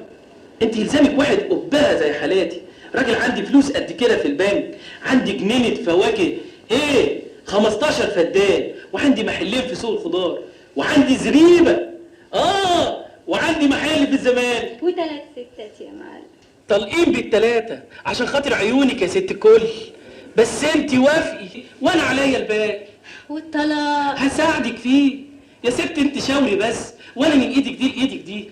انا مستعد اسحب كل فلوسي اللي في البنك، مستعد ابيع العجول اللي في الزريبه، مستعد ابيع عمارتيني اللي في السيده زينب. بس انت وافقي. مش لما اتطلق يا معلم. هتطلقي بس انت قولي اه. ما اقدرش اقول اه وما اقدرش اقول لا. قولي اه، قولي اه. مش لما اتطلق يا معلم. مساء الخير. اهلا استاذ عبد الغني، ايه اللي جابك هنا؟ انت عارفه انا جايباني مدام سعاد. ايوه، ما انتوا اتحدتوا في العالم السفلي سوا. عقبال ما نتحد كلنا، الاتحاد قوه يا مدام. استاذ عبد الغني، كويس اني جيت فتحيه عشان اسيبك شويه اروح اتكلم في التليفون وارجع لك على طول. اوعى تمشي. لا يمكن، مستنيك. انا جايه لك. ايه؟ مديحه مديحه هي دي مديحه؟ اهلا اهلا. ازيك يا فتحيه؟ اخصى عليكي كده، ما نشوفكيش الا في المحكمه يعني. معلش انشغالات يا مديحه، معلش. اعرفك الاستاذ عبد الغني صاحب الاستاذ عارف كل حاجه. هو اسمه كده؟ هو الحقيقه لو مش حلو نغيره سعادتك اموري. ياه، ده سره باتع. يعني ايه؟ ده لو قال لصاحبه يعمل لك حجاب هتتحل كل مشاكلك. صحيح يا فتحية؟ ده مخاوي جنيه. لا، انا ما بصدقش بالحاجات دي. يا مدام مديحه الميه تكدب الغطاس. يعني لو قلت لك على مشكلتي تحلها؟ جربي. ازاي؟ يعني اديني اي حاجه من ريحتك. من ريحتي انا؟ ها؟ زي ايه؟ زي مثلا منديل يد من ريحتك. مثلا ايه اللي بتقوله ده؟ ده سر الشغل يا مدام، ده سر الشغل. خلاص مدام زعلانه بلاش ده كله. طب ايه رايك بقى خصله من شعرك؟ ياه، اديها انا للاستاذ عرفان يخلص لك كل حاجه. شعرايه يا استاذ سحلول. ايوه عبد الغني بيه. اهلا يا استاذ سحلول. اهلا اهلا. اعرفك يا مدام مديحه، الاستاذ سحلول ده مساعد الاول لعارف عرفان اللي عارف كل حاجه. اهلا يا سحلول. اهلا اهلا. ورقه وقلم معاك طبعا؟ موجوده. جاهز دايما يا سحلول. امال اكتب البيانات اللي هقول لك عليها. موجوده. مدام مديحه معايا، ممكن تركزي؟ مركزة قوي. اسم حضرتك؟ مديحة كامل ابراهيم. مديحه كامل ابراهيم؟ ابراهيم. اسم امك؟ ماري مان. مار. لا هي اكتبها. مار. اكتبها. مولوده امتى؟ 1 ابريل. 1 ابريل. كامل. 1 ابريل. ابريل. 1 ابريل. كمان مالناش دعوه. 1 ابريل. اشوفك بكره. اوكي سعلول؟ كيس. ان شاء الله يا مدام اول ما اشوفك بكره هتعرفي السر الباتع الكبير بتاع عارف بيه عرفان اللي عارف كل حاجه ان شاء الله. متشكرة قوي، متشكرة قوي قوي قوي. مش عارفة اشكرك ازاي. هتشوفي كل حاجه في ثواني. اشوف وش حضرتك بخير. باي باي. باي باي. باي باي. يلا سحلول. ايوه. يلا يا حبيبي تعال. هيدا. تعال.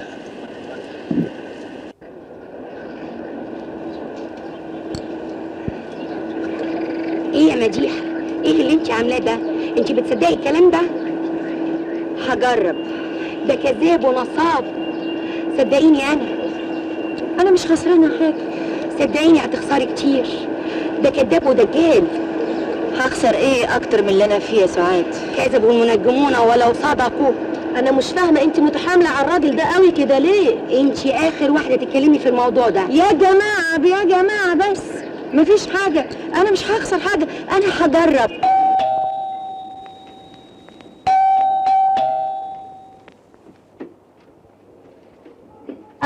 اهلا بيك. ازيك يا ازيك يا بيه؟ اهلا. ازيك يا نور؟ اتفضل.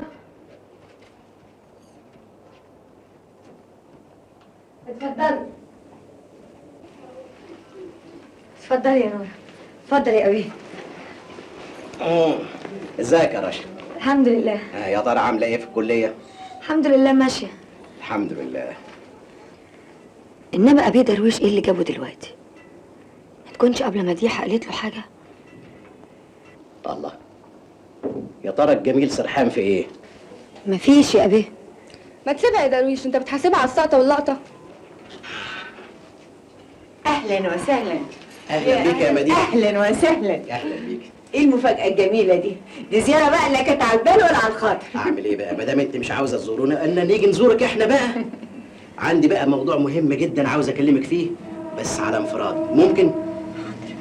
ممكن تعملي لنا فنجانين قهوه لو سمحت؟ حاضر، هجيب لحضرتك الشاي وجاي على طول. يلا يا نور. شاي؟ اتفضل. بقى شوف يا مديحه يا اختي، بقى سلامه في خير وخير في سلامه. خير يا درويش.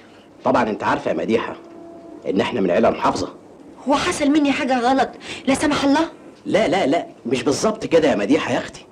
هو عرف حاجه عن صلاح ابو المجد لما جه لرشا في البيت؟ مين اللي قال له؟ وازاي عرف؟ الوضع اللي انت فيه يا مديحه ما يرضيش حد ابدا. ليه؟ يا مديحه انت ست متطلقه، والست المتطلقه الكلام حواليها بيبقى كتير. ليه؟ هو انا عملت حاجه غلط لا سمح الله؟ لا لا لا يا مديحه، ما تفهمنيش غلط. الجواز للست المتطلقه ستره، ولما تتجوزي كل الناس اللي بتتكلم دي تتخرس، فانت لازم تتجوزي يا مديحه. انا اتجوز تاني؟ وفيها ايه يعني؟ تاني وتالت، دي سنه الحياه يا مديحه. لكن ما لكنش ولا حاجه يا مديحه، انت لازم تتجوزي، يعني لازم تتجوزي. ده انا منقيلك حته ولد انما قبها، عنده فلوس في البنك، عنده شركات، من عيله محترمه جدا. عيلته كانت عايزه تشتري الترماي، هو حلف لازم يشتري مترو الانفاق. امبارح بس طلبك مني. طلبني انا؟ اي والله، عبغاني صاحبي. وده يعرفني منين؟ يعرفك يعني ايه يا مديحه؟ عبغاني ابو سنه على سن ورمح. يعرفني انا، صديقي انا يا مديحه. الحكايه مش بيعه وشروه، انا لازم اتجوز انسان احبه واعرفه، مش ناقصه تجارب تاني. حب ايه ومعرفه ايه يا مديحه؟ بتسيبك من الرومانسيه دي. ده راجل عنده شركه وعنده فلوس في البنك، وبصراحه كده بقى انا مستخسره ويروح مننا بره. مستخسره؟ انا مش ممكن اخش التجربه مره تانية ابدا. ليه بس يا مديحه؟ ده راجل لقطه. طب ما تشوف له حد تاني. اشوف له حد تاني؟ عبغاني بيه صاحبي انا ابو سنه، اشوف له حد تاني يا مديحه، لكن هو طلبك مني انا. ما دام مستخسره، ايه رايك نجوزه رشا؟ ها؟ بس رشا لسه صغيره يا مديحه ويمكن ترفض. طب ما تقنعها انت. رشا لسه صغيره ومراهقه، لما هتلاقي عريس عنده فيلا وعربيه هتوافق. والله فكره يا مديحه، بس اوعى تقول لها ان انا قلت لك على الفكره دي لحسن ترفض. يا سلام، لو انا عبيط هقول لها عبغاني. انا اللي قلت مش عبغاني اللي قال. حلو يا رشا، انت يا رشا. نعم يا ابي. فين القهوه؟ القهوه؟ فارق. قوم انا اعمل لكم. لا تقومي تعملي قهوه ازاي وانت غريبه برضو يا مديحه؟ بقى يا ستي انا عايز افرح بيك. مش فاهمه يا ابي، يعني ايه؟ صدقيني يا رشا، ليله امبارح ما جاليش نوم. امبارح بس واحد خطبك مني. اكيد صلاح يبقى وافى بوعده. هو طلبك مني امبارح، اصل عبغاني بيه بقى ابو سنه. ده راجل صاحبي من زمان ونفسه يناسبني. ومين عبد الغني ده؟ مش عارفه عبغاني ابو سنه، هو العريس. لكن انا عمري ما فكرت اني اتجوز. اخوكي بيقول عليه لقطه. طيب ما هو مدام لقطه، طب ما تتجوزيه انت. يا رشا ما طلبنيش انا، طلبك انت يا حبيبتي، وانا بقى عايزه افرح بيكي. هو انا بقى مش هتجوز غير الراجل اللي انا عاوزاه، فاهمين ولا لا؟ يا باي. انت بتعصي كلامي يا رشا؟ انا قلت لازم تتجوزيه، يعني لازم تتجوزيه. وانا قلت مش هتجوزه. يعني ايه مش هتتجوزيه؟ انا قلت هتتجوزيه، يعني حتما ولازما تتجوزيه. وانا قلت لا يعني لا. انتوا عايزين تجننوني؟ هدي نفسك يا درويش. اهدي نفسي ازاي؟ انا قلت تتجوز عبغاني، يعني لازم تتجوز عبغاني. بسرعه كده، ده الاستاذ عارف ده سره باتع. ساعات بتقول عليه نصاب، ده هي اللي مش فاهمه حاجه.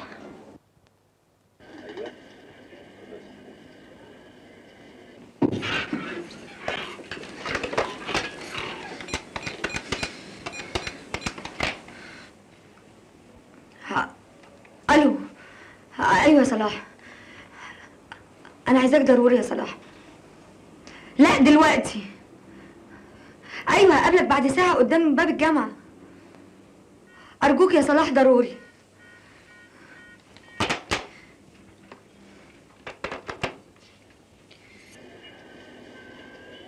مدام مديحه هتيجي حالا. مدام مديحه ما جاتش النهارده. اكيد حصل حاجه لرشا، بس هيكون حصل لها ايه؟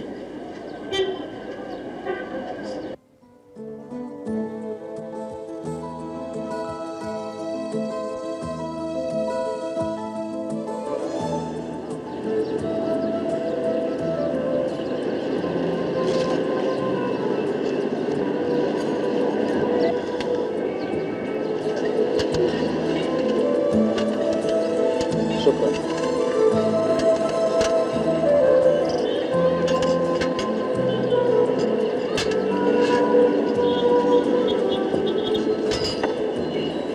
اهدي بقى وفهميني ايه اللي حصل؟ قبل ما اقول لك على اي حاجه، صلاح انت عندك استعداد تقف جنبي في الكارثه اللي انا فيها دي ولا لا؟ كارثه؟ كارثه ايه؟ انا لو ما اتحلتش الكارثه دي انا هنتحر. رشا انت غلطتي مع حد؟ لسه جواك تفكير الرجل الشرقي، ان اول حاجه يفكر فيها الغلط. لا يا صلاح، انا عمري ما اغلط. امال ايه بس؟ انا انت ايه يا رشا؟ قولي لي. انا اتخطبت يا صلاح. لمين؟ لواحد ما اعرفوش، صاحب اخويا درويش، واسمه كمان عبد الغني. وانت وافقتي؟ طبعا لا. ومديحه رايها ايه؟ مديحه موافقه طبعا. وانت عارف ليه يا صلاح؟ مديحه بتحبك انت يا صلاح، وانا عارف بتحبيني. ما هي دي الكارثه، اختين بيحبوا راجل واحد ولازم واحده فيهم تضحي. مش انت اللي هتضحي يا رشا، اللي لازم يضحي مديحه. مديحه يا صلاح هتحارب لاخر لحظه، وما عندهاش اي مانع ان اقرب الناس ليها تتجرح. حتى رشا؟ حتى رشا.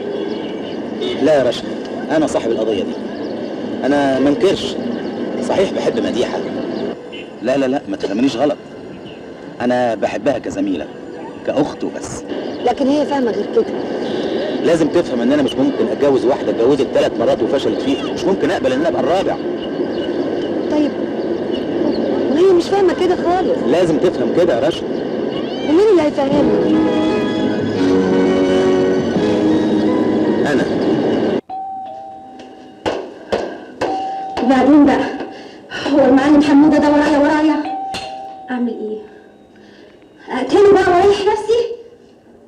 ولا خساره اضيع شبابي في واحد زي ده؟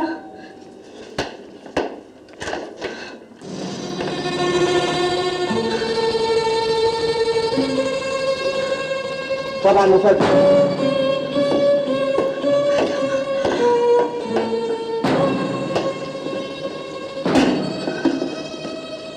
أكيد افتكرت إني مت، وعمر الشقي باقي يا نوال. لكن انت كنت فين الفترة دي كلها؟ كنت جنبك، عارف خطواتك خطوة خطوة. واختفيت ليه؟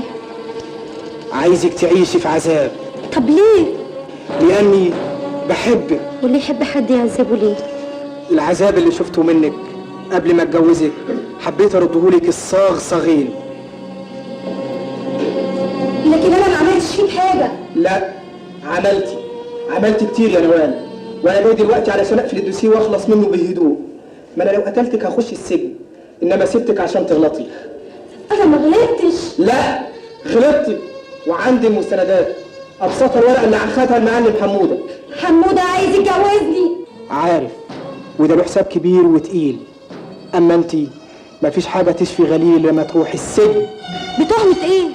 الخيانه الزوجيه، ودي اقل حكم فيها 3 سنين. طب ليه؟ ابقى سعيد لما تتعذبي. ليه؟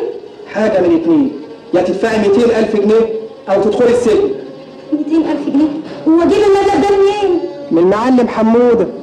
وبصفته ايه؟ حبيبك، ما هو روميو القرن العشرين. مش ممكن. التاني صلاح بيه ابو المجد، اخوك صاحب شركه كبيره، والمبلغ اللي انا طالبه بالنسبه له شيء بسيط. العنوان يا حلوة شارع 5 شارع شهاب المهندسين. باي باي. حاضر حاضر يا اللي بتخبط. نوال؟ ايوه يا رشا، فين مديحه؟ مديحه جوه، اتفضلي.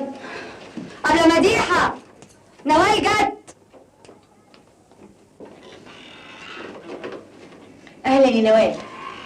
عن اذنك. خير؟ يظهر مش باين لها خير ابدا يا مديحه. ليه؟ جوزي عبد الله ظهر فجاه. وكان فين المده دي كلها؟ مش عارفه. طب فهميني، ايه اللي حصل بينك وبينه؟ بيهددني. بيهددك؟ ازاي؟ انت فاكره الورقه اللي كان واخدها عليا المعلم حموده؟ فاكره. يظهر انه خدها منه وبيهددني بيها، اما ادفع له 200,000 جنيه ولا يبلغ عني النيابه ويتهمني بالخيانه الزوجيه. طب وانت هتعملي ايه؟ ما انا جايه معاكي يا مديحه عشان تفكري معايا. مشكله. فكرت اقول لصلاح على الموضوع ده. لا، ما تقوليش لصلاح على اي حاجه خالص. امال هتصرف ازاي؟ طب ما تكلمي المعلم حموده، يمكن يلاقي حل للمشكله. بالمره، ما انت عارفه كويس قوي انه بيحبك. حب برص و10 خرص. ساوميه يا نوال. انا عارفه هي المشاكل جايه لنا منين ولا منين. هو في حاجه غير مشكلتي؟ المشكله ان رشا جاي لها عريس غني قوي وهي رافضه تتجوزه. وانت رايك ايه؟ انا موافقه طبعا. ما تضغطيش عليها يا مديحه، رشا لسه صغيره ومش حمل مشاكل، واديك شايفه اللي حصل لنا. اللي حصل لنا كتير قوي. صباح الخير يا عبد بيه. يا صباح السعاده، يا صباح العسل، يا صباح الشهد. ايه 7 ولا ضبع؟ 7 يا عبد بيه. اهو كده يعني خلاص وافقت تجوزني؟ 100 حد يقدر يرفض لك طلب يا عبد بيه؟ مال وجمال وشباب. اشكرك يا درويش. اي والله. وهقابل مديحه امتى؟ يعني بكره ان شاء الله. وليه مش النهارده يا درويش؟ ليه؟ لا خير والبر عاجله يا درويش. لا يا عبد بيه، بلاش النهارده لانها عايزه مني انا شويه اقناع ومن مديحه شويه ضغط، وباذن الله كله يمشي تمام. نعم استنى. ايه؟ انت مش قلت ان مديحه وافقت تجوزني؟ لا يا عبد بيه، انا ما قلتش كده يا عبد بيه. لا يا درويش، امال معنى كلامك ايه؟ بتقول ايه يعني؟ انا اقصد على رشا. الرشا يا عبد بيه، رشا؟ ايوه. خير وبركه. يا سعدك وهناك يا عم غني.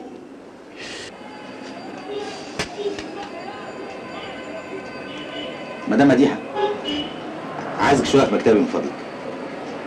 متشكر.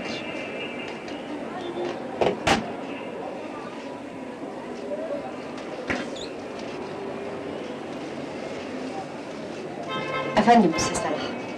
ما تفضلي اقعدي، واقفه ليه؟ انا مستريحه كده يا فندم. فندم؟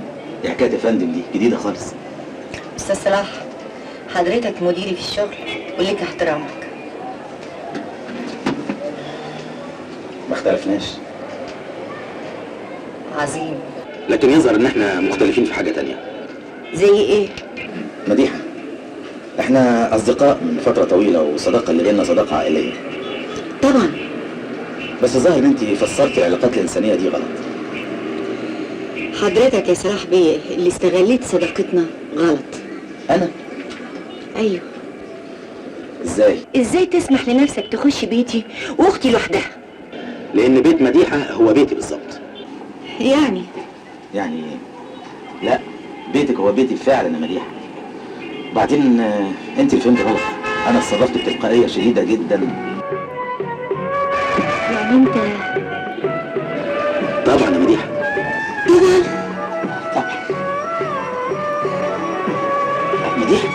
مديحه ايه ده؟ هي فهمت ايه؟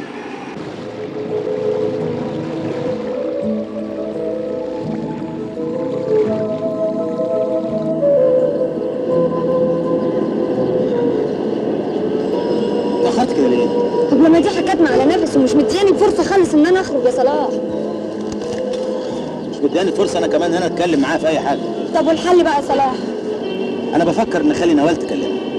على فكره بقى، نوال كانت عندنا بالليل وكانت مرتبكه جدا وقعدت تعيط.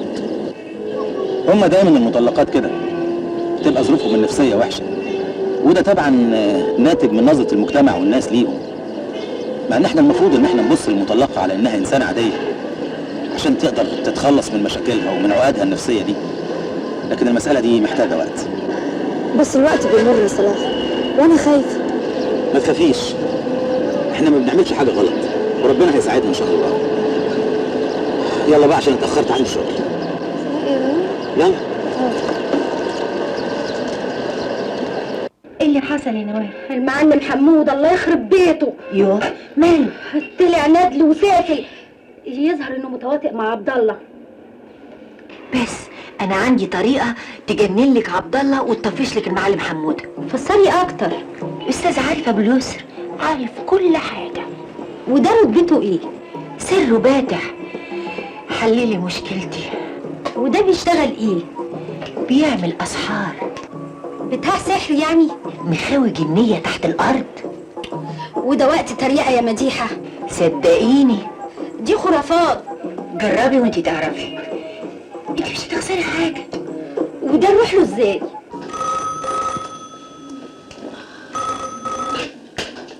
ايوه الو. لا انا عبد الغني، صديق عرفان اللي بيعرف كل حاجه. مين حضرتك؟ مديحه. ست الكل. يا سلام، ده انت لسه على بالي. ها لعل وعسى يكون خير. تمام وفل الفل. مش قلتلك؟ بقولك ايه، في مشكله مهمه جدا عند واحده صاحبتي وعايزه اشوفك. مستنيكي انت وصاحبتك. عنوانك ايه؟ شمهورش بقدونس حنتونس عنكبوت في الأندونس.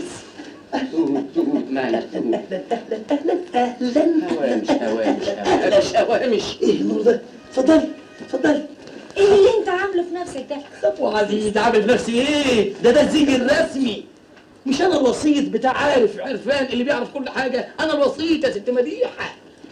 طب بقولك ايه، انا مستعجله وعايزه اقابل عارف العراف.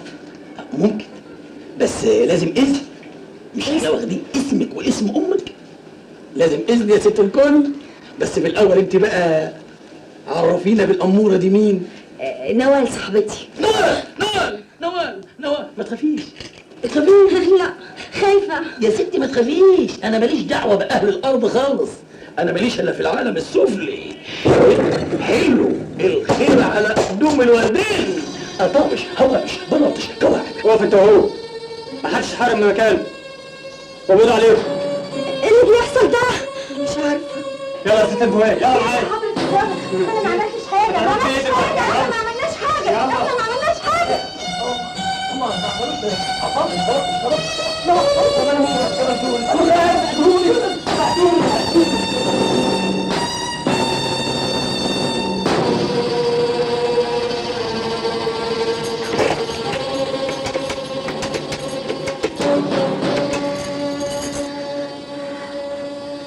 الو.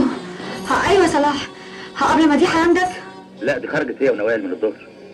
هي ما جاتش عندك؟ لا. امال راحت فين؟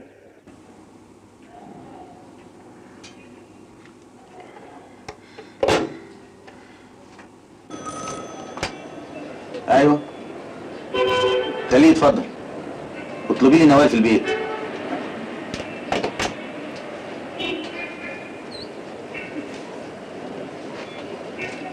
انا مجدي رسلان، ضابط اداب بجيزه. اهلا وسهلا. خير؟ حضرتك ليك اخت اسمها نوال؟ ايوه مالها؟ للاسف قبضنا عليها في واقع ايجار لاعمال منافيه للاداب. اختي مش ممكن. هي فين دلوقتي؟ في مديريه الامن. اتفضل تعال معايا. اتفضل. هو ده اللي حصل يا صلاح. صدقني يا صلاح فعلا هو ده اللي حصل. هو اللي حصل ده شويه؟ دي كارثه. ازاي ناس مثقفين زيكم يجروا ورا السحر والتنجيم والكتب؟ ولو قلنا الكلام ده للناس مين هيصدقنا؟ انا اللي مسؤوله عن اللي حصل. ومسؤوليتك دي قيمتها ايه دلوقتي؟ كان لازم تفكروا كويس، كان لازم تفكروا بعقل تشوفوا ايه السبب اللي خلاكم فشلتوا في جوازاتكم دي. اكيد في عيب فيكم او في الازواج اللي انتوا اخترتوهم، عشان كده كان لازم تختاروا صح. وده دليل على انكم ما اخترتوش ولا هتعرفوا تختاروا ابدا، عشان كده فشلتم وهتفضلوا تفشلوا. المهم عنوان عبد الله ده ايه؟ مش فاكرة عنوانه، لكن معايا رقم تليفونه اهو.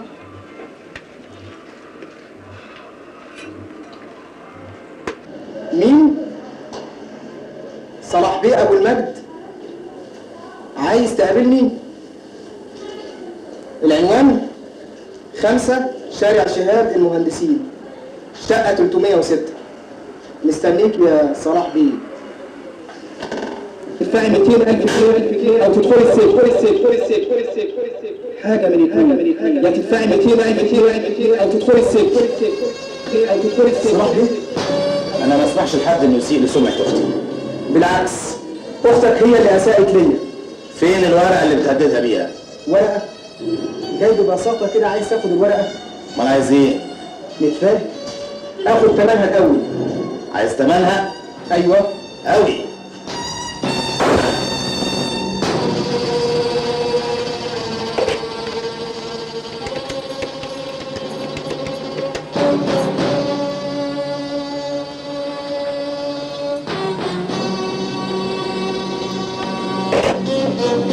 امال صلاح راح فين؟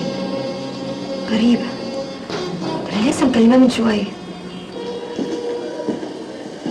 اتفضل يا صلاح بيه. عبد الله انا مش هتكلم معاك كتير. انا عايز الورقة اللي معاك. ورقة ايه؟ الورقة اللي خدها المعلم حمودة على نوال. من غير ما نتكلم؟ الفلوس اللي انت عايزها هديها لك. فلوس الدنيا ما تساويش حاجة قدام شرف اختي اللي هي مراتك. كانت ولا زالت تحمل اسمك يا عبد الله. ايه؟ خايف ليه؟ انا هديلك شيك بالمبلغ اللي انت عايزه.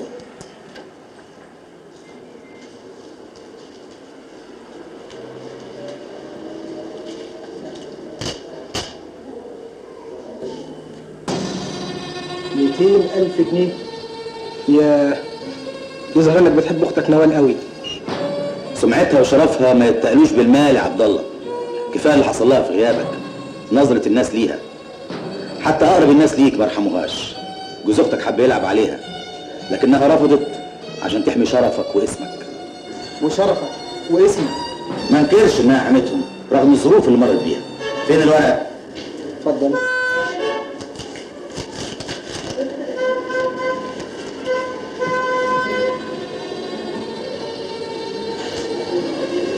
نبي يظهر ان نوال كان عندها حق. انا حقير ما استاهلش.